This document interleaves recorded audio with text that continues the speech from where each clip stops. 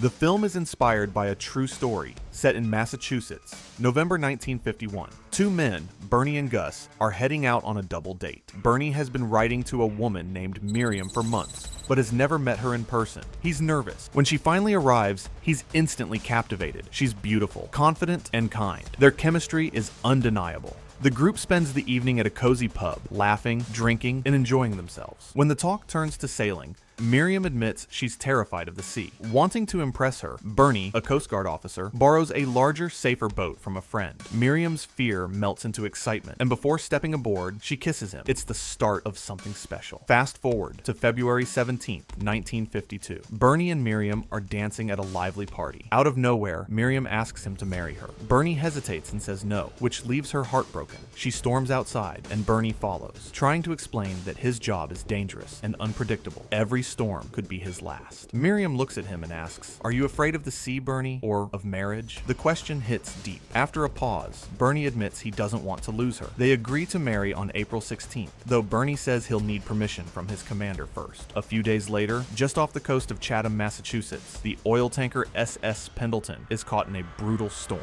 The crew goes about their routine until a violent jolt shakes the ship. Metal groans, lights flicker, and chaos erupts as the hull splits wide open. Within moments, the ship breaks in two. At the Coast Guard station, Bernie and his team listen to reports about another tanker, the Fort Mercer, also in trouble. Rescue teams from Boston and Nantucket are already on their way. Outside, winds howl up to 100 kilometers an hour. The men know it's only a matter of time before their station is called to act. Before the orders come, Bernie approaches Commander Clough to ask permission to marry Miriam. Clough barely listens, and instead orders Bernie to prepare a rescue boat. The Pendleton's crew is stranded. Out at sea, the surviving sailors on the broken half of the Pendleton cling to hope. One man, Brown, begs to lower the lifeboats, but the captain refuses. The waves are too fierce. They can do nothing but hold on and pray for rescue. The Pendleton's SOS signal and radio are destroyed, leaving the crew completely cut off from the outside world. With no way to call for help, the captain turns to Seibert, a calm, experienced seaman, for advice. Seibert explains that using the lifeboat would be suicide. It can only hold 9 people and would flip within minutes in waves like these. The broken half of the ship, he says, might stay afloat for another 4 or 5 hours. Thinking fast, Seibert comes up with a daring plan. They'll try to steer what's left of the Pendleton manually, using steel beams and ropes to move the rudder. If they can guide the ship toward a nearby reef and run it aground, they might have a chance. Once close enough, they'll signal for help by blasting the ship's whistle. Most of the crew agrees to follow his plan, but Brown, stubborn and scared, refuses to listen and starts arguing.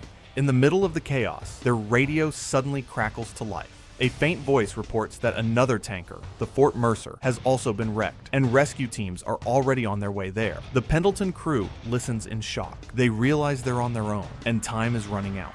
Back on shore, Bernie calls Miriam. She asks if he's talked to Commander Clough about their marriage, but Bernie, tense and distracted, admits he hasn't had the chance, then quickly hangs up. Moments later, Clough gathers the men and delivers grim news. They've been ordered to take the small Coast Guard boat, CG 36,500, out into the storm to rescue survivors near the Fort Mercer, about 30 kilometers east of Nantucket. The room falls silent. Everyone knows that going out there means certain death. The crew suggests using another, slightly larger and safer boat from Stage Harbor instead, but Clough refuses. Then, to everyone's shock, he orders Bernie to take 2 men and prepare the 36,500 immediately. With no other choice, Bernie nods and heads out into the blizzard with his team. Meanwhile, aboard the Pendleton, Seibert and a few men are struggling to rig the manual steering system, but they're short on hands. Then he learns that Brown, furious, Seibert storms up to the deck with an axe and cuts the ropes, sending the boat crashing into the sea. Within seconds, the waves smash it to pieces. The crew watches in stunned silence, realizing Seibert was right. That boat never would have made it. Once calm returns, Seibert rallies the men. He divides them into teams, some to work the pumps and others to help steer. If they all pull together, they might just make it through the night. Meanwhile, Bernie and his crew battle their way through a heavy snowstorm toward the pier, unaware that fate is about to test them harder than ever before. A fisherman stumbles into the station, soaked and shaking. He reports hearing a ship's horn through the storm and seeing a vessel in distress not far from shore. Bernie and his team rush back to the Chatham station to investigate. What they discover is staggering. The ship that's broken in two is the SS Pendleton, drifting just 8 kilometers away. 2 tankers splitting apart in one day. It's unheard of. With all rescue boats already sent to the Fort Mercer, the Chatham team is the only hope left. Commander Clough orders Bernie to take the small CG 36500 into the storm. The men stare at him in disbelief. The sea is too violent, the boat too small, but Bernie remains calm. "We all live by the rules of the sea," he says quietly. "You go out and you come back." Gus wants to join, but he's too sick to sail. 3 men, Richard, Andy, and Irvin, volunteer instead. Together, they prepare their tiny wooden lifeboat, knowing full well what they're heading into. Back at home, Miriam senses something is wrong. She calls the station, hoping to speak with Bernie, but he's already left.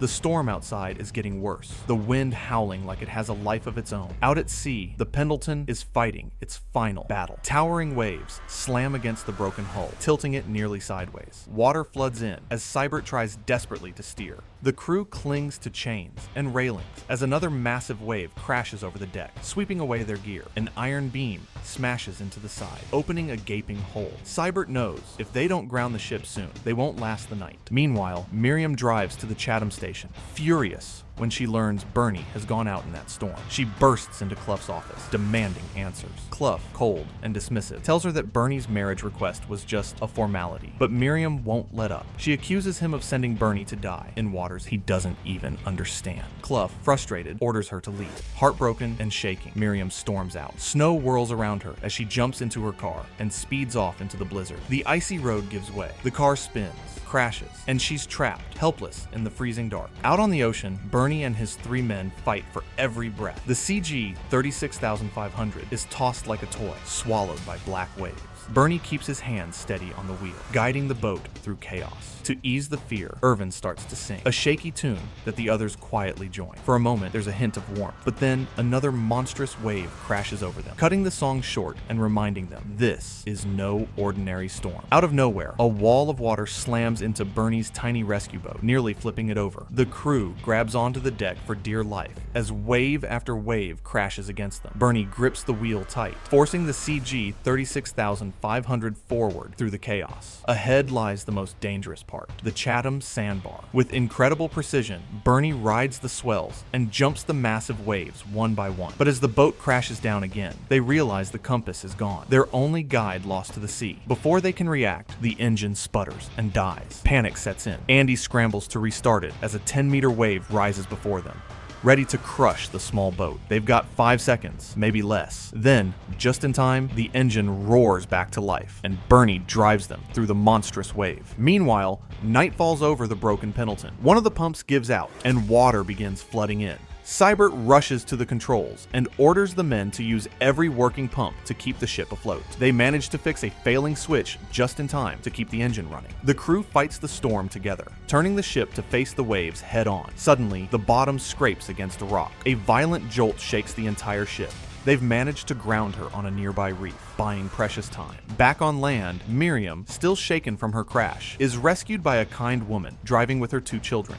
When Miriam explains that her fiancé, Bernie, is out at sea with the Coast Guard, the woman recognizes his name immediately. "Bernie saved my brother once," she says softly. "He's a good man." Out at sea, the Pendleton crew fights exhaustion. Brown, angry and desperate, lashes out at Seibert, accusing him of risking everyone just to be a hero. Seibert stays calm, telling him he's as scared as the rest, that his life matters too. The argument dies down, and the men keep working, clinging to the hope that someone will come for them. Meanwhile, Bernie's crew is still battling relentless waves. They try contacting the Chatham station, but can't get through. Radio static fills the cabin, and frustration sets in. They soon learn that another Coast Guard boat, the CG 36383, has turned back. The storm was simply too strong. Bernie's men begin to doubt, wondering if they should return too. But Bernie shakes his head. "We've come this far," he says firmly. "We're not turning back now." Elsewhere, Miriam waits anxiously at the woman's house. She turns on the radio and hears grim news. The Boston Coast Guard has reached the Fort Mercer, but 4 crewmen are dead, and others are suffering from hypothermia. The search will continue at dawn. Miriam switches off the radio, fighting back tears.